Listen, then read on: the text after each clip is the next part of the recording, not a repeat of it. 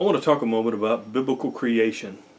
Now, I just want you for a moment to set aside your preconceived notions and and just put all those in neutral while we look at biblical creation from a biblical standpoint, because they had a different idea of creation than we do. One way to illustrate this is there was a song came out when I was in high school called "Losing My Religion" by the band REM. And Christians were upset and up in arms about it because they thought it was being sacrilegious. And then a lot of the anti-God causes took it up as their anthem for their anti-God causes. You know, we need to lose our religion. Well, it turns out neither side knew what REM was talking about whenever they said losing their religion. Well, the band REM was from Georgia, and there's a saying in Georgia, apparently it's just regional because I'd never heard of it, and I'm from the South, but I'd never heard this expression. But I heard them say this on an interview. Losing my religion is what you say when you're about to act unspiritual. That somebody is about to drive you to the point where you're not gonna be very Christian acting. You know, if Uncle Bob breaks out his vacation photos one more time, I'm gonna lose my religion. See, so, and what I want to point out to you is both sides understood every word.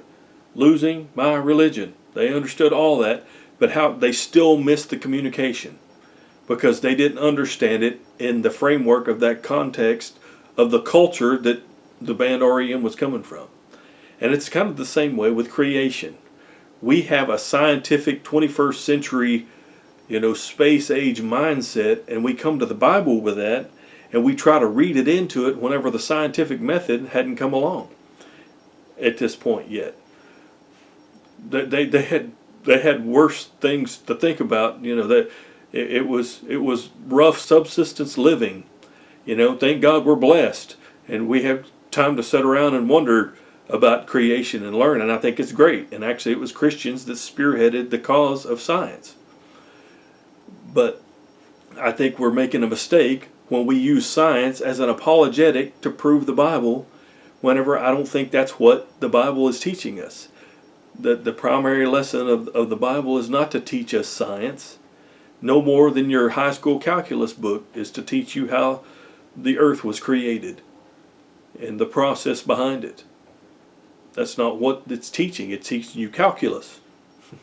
So, and the problem with that is whenever you approach it from that angle, Joe Atheist can shoot it full of holes really quick, because if you are answering questions that they weren't asking and you misapply the Bible, then it sets up your argument for failure because you're not taking it in its original context. So what did creation mean to the original hearers? You understand, I'm talking about ancient Near Eastern that Genesis was speaking into. Now, by the time you get to Hebrews, physical creation was more on their minds. So whenever it talks in Hebrews about the world that existed came to be through out of the unseen realm, I'm paraphrasing, they're probably thinking more of physical creation because that they started thinking about those things at that point. But in the ancient Near East, they wasn't thinking about that. I'll tell you what it meant, and then I'll go back and illustrate it because I want to tell a lot of stories. It's kind of like we as Americans, if we started using the metric system, I would be totally lost trying to tell you how much 10 meters is, how far 10 meters is, because I don't use it on a daily basis. And that's kind of what we're dealing with whenever we're dealing with ancient Near Eastern terms. We had to put on the head of the ancient Near Easterns and then hear the Bible in the light of what they were thinking and not what we were thinking. So to ancient Near Eastern thought, creation was less about the material makeup of something, but was about assigning it a function. A few years ago in the town I lived in, they were building a Steak and Shake. And I would drive by and I saw they were still building a Steak and Shake. And they worked on that Steak and Shake for an undue amount of time, it felt like. And then finally, they had the asphalt laid. The entire structure was in place. And then an even more amount of time passed. Seemed like a long time. Now, That physical structure standing there is kind of how we think as 21st century Americans. We think we're thinking scientifically. We want to know the Steak and Shake story, the origin story of Steak and Shake. We're thinking about, laying the asphalt and building the walls and painting the front and putting the red sign up and all this other stuff. But to the ancient Near Easterner, Steak and Shake wasn't created until it was assigned a function. It wasn't created until it was open for business. It wasn't created until you had somebody back there frying the burgers, or you had somebody taking your order, a waitress taking your order, or you had managers to oversee all of that. That was how they thought of creation. Biblical creation is God assigning a function to everything. Now, if you was to back a ancient Near Eastern in the corner and say, did God create everything? They would say, yeah, he built all this, but that's way down the pecking order of what they were thinking. They wasn't concerned about that. They were concerned about what function did creation serve. And not only is it the function, but how it relates to God and theology. God is communicating theology. He's not communicating science. I'm going to say it several different ways, so maybe you can, maybe one of these will stick. I get this, matter of fact, we got a lot of this material from a scholar named John Walton. And he contrasts a house story versus a home story. Say I'm moving a new house, and you come to look at it, and you want to say, oh, well, tell me about your house. If you're saying, tell me about your house, you say, yeah, it's got 2x6s. I'm way over my skis. Construction is not my thing, so I'll probably say all this wrong, so take it with a grain of salt. But they've got 2x6 walls, and it's got this kind of construction, and it got sheetrock, and then we got brick on the outside. That's a construction. That's a house story. However, if I was going to tell you a home story, I would say, well, no, this room, I'm going to make it an office, and this is going to be the bedroom, and this is going to be the spare bedroom. I'm assigning that space a function. I'm creating all these things. I'm creating a bedroom. I'm creating an office. So it's not talking about the physical construction of it. I'm assigning a function to all these things. If you ever had a career to where you've actually put a lot of thought into it, I'm not talking about just a kind of a job. You just punch in, do your thing, and then you go home. But I'm talking about a career that you've actually put a lot of, training and other things into, and then you lose that job, you lose that career. There's a feeling like I have no purpose, and that's kind of what and I don't write me letters about well, we got to have our purpose in Christ. I get all that. I understand. This is just an illustration. I'm talking about the feeling that tries to come to you. There's been times where I've done more things in ministry than I'm perhaps doing right now. And whenever you're not doing that as much, if you're not careful, you'll lose your sense of identity. It's almost a feeling like I don't exist. Now, I know I exist, and I know my purpose is in Christ. I know all that. This is just an illustration. But that's kind of the thinking the ancient Near Eastern had. Something doesn't exist until it is assigned a function. Say I'm a president of a company. It's like I'm gonna make a board of trustees. I want to create a board of trustees. Now I'm not assembling people. I'm not putting arms and legs on people. Now, yes, God created the world. God created everything. If you want to use the theological term, He created everything ex nihilo. He didn't take dirt from over here and make dirt here. He created it from the unseen realm. I get all that.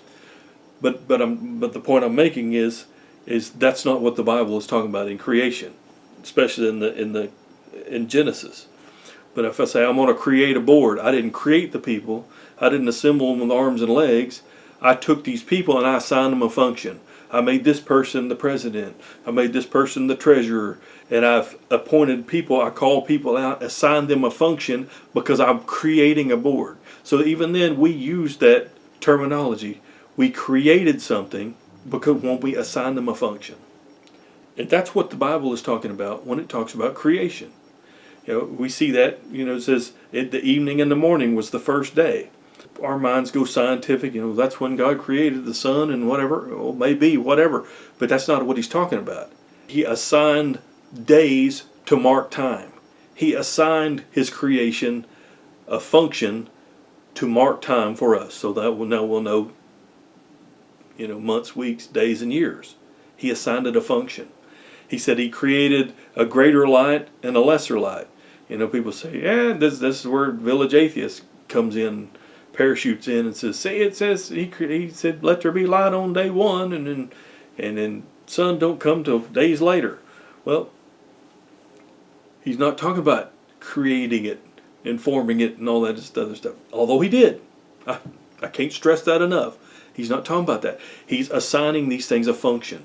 He says he's assigning the sun and and it's interesting. He don't use the word sun and moon because those were deities in ancient thought.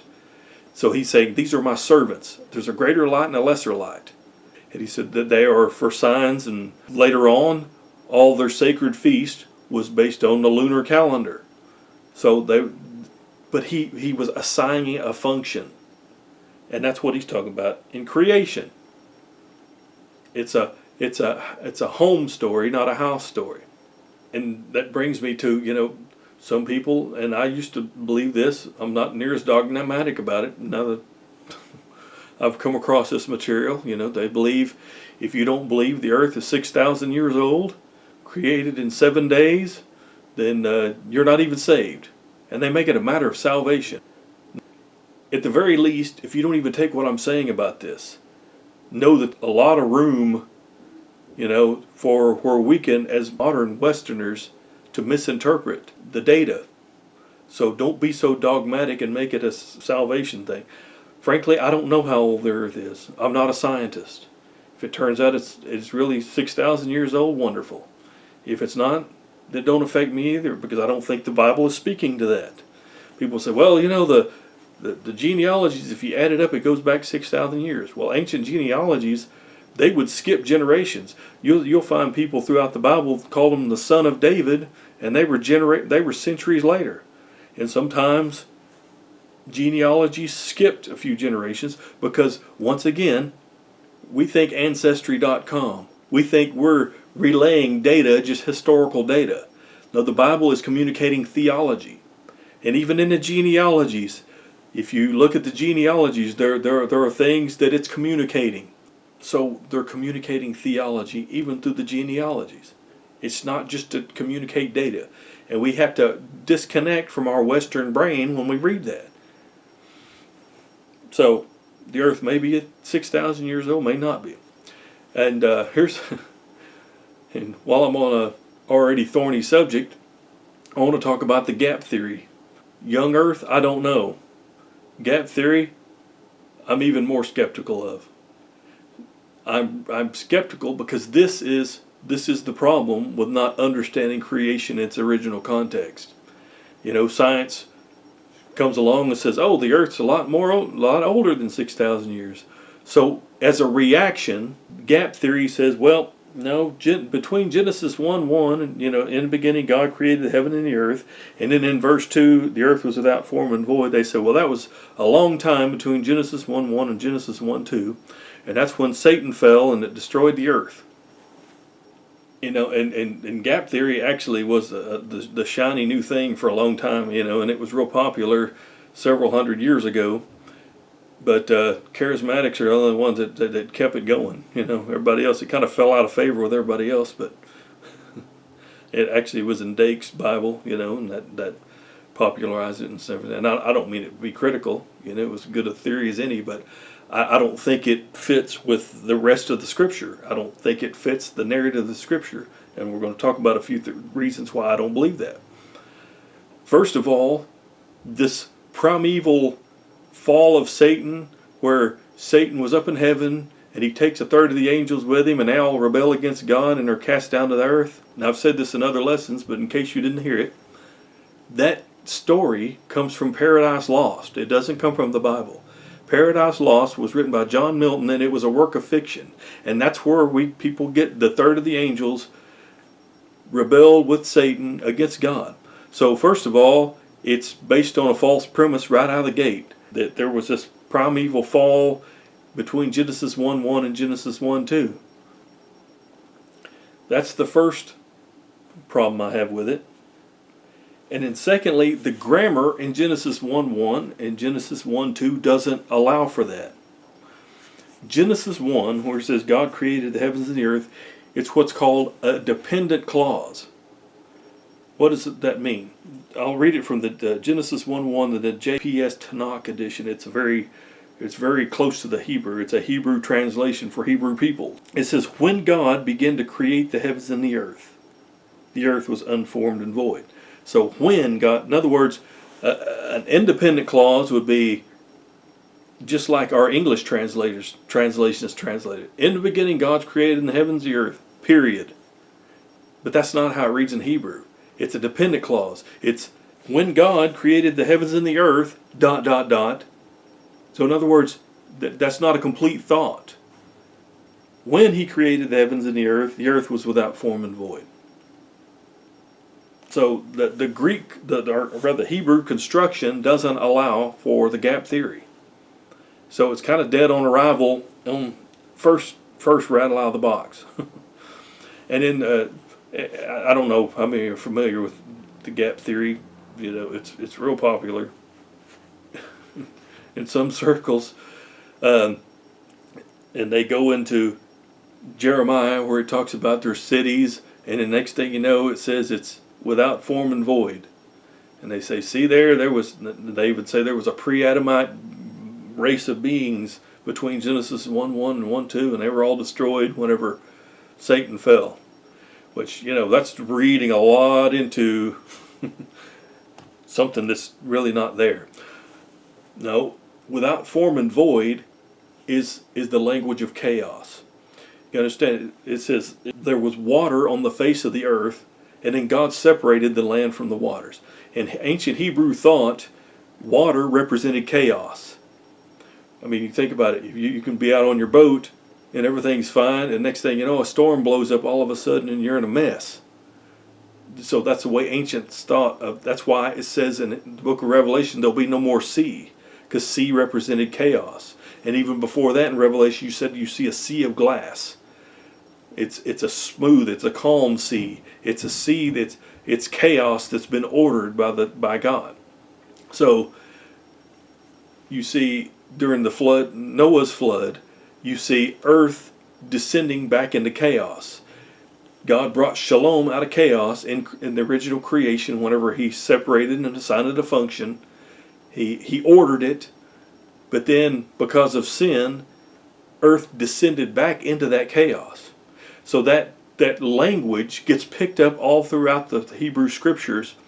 And whenever God's people sinned, kind of like they did in Noah's day, he uses poetic language of decreation to show that they were going into exile. So that's what he's using a type scene from the Genesis creation. As a matter of fact, you see the exile from the garden when Adam and Eve sinned. You see whenever Israel sinned, they were exiled from sacred space, just like Eden was sacred space. It was a place where they fellowshiped with God. You know, whenever the children of Israel sinned, they were driven out of sacred space. So it's all these type scenes that gets picked up in the poetic literature throughout the scriptures because that's the way they thought. So he's not talking about in Jeremiah and all these other places where people say, well, that's talking about back then, this pre-Adamite race. No, it's talking about the exile. All you got to do is read the context. And he's using decreation language. You know, it talks in the Psalms, it says, though the mountains fall into the sea. See, that's decreation language. In creation, you see God separates the land from the waters. In decreation, you see the waters descending back into, or the land descending back into chaos, back into the waters. So that's what I think of the gap theory. I think there's a better answer for it based on the way they understood. So You know, thank God. And actually, Christians, the early church had said there were two books. We've got the book of the Bible and we got the book of creation. And Christians actually spearheaded education, and that's why I get so upset when Christians run down education and they neglect education, because in a relatively short history, you know, atheists have kind of taken over it because they kind of run us off the playground. But it was Christians that championed literacy, and they were the one that championed science. Kepler, and I forget his name, that invented the telescope and the microscope. All these guys were Christians, and they wanted to study God's creation because they knew they would understand God better. But that came along later, and thank God. And if you want to study science, have fun with it, enjoy it. I like science myself, but it's in a different category. The Bible is communicating theology. It's not communicating science. So it's not that the Bible is anti-science. It's just speaking to something else. Just like I used the example earlier. Your calculus book is not teaching you science. It's not teaching you how the earth was created. Calculus is teaching you calculus. Now, it's scientific in the sense that, you know, it follows rules. And the same way, I think I think God, some of the dietary restrictions was for their health benefits. But the thing is he wasn't communicating that to them. You know, if you was to ask the ancient Israelite and say, well, you know, what does this mean? He would say, well, he didn't want us eating pork because if you don't cook it right, they didn't know about germ theory and all these other things. So I think God, you know, there is science in it, and it intersects in places, but God wasn't communicating science, is what I'm trying to say. And I'm hoping I'm making this clear as mud. but so that's just some thoughts on creation. So whenever you're reading biblical accounts of creation, let God renew your mind. It's not talking about the physical construction of the atoms and the quarks and all that other stuff. It's talking about when God assigned it a function. That's what biblical creation is talking about. Thanks for watching. God bless.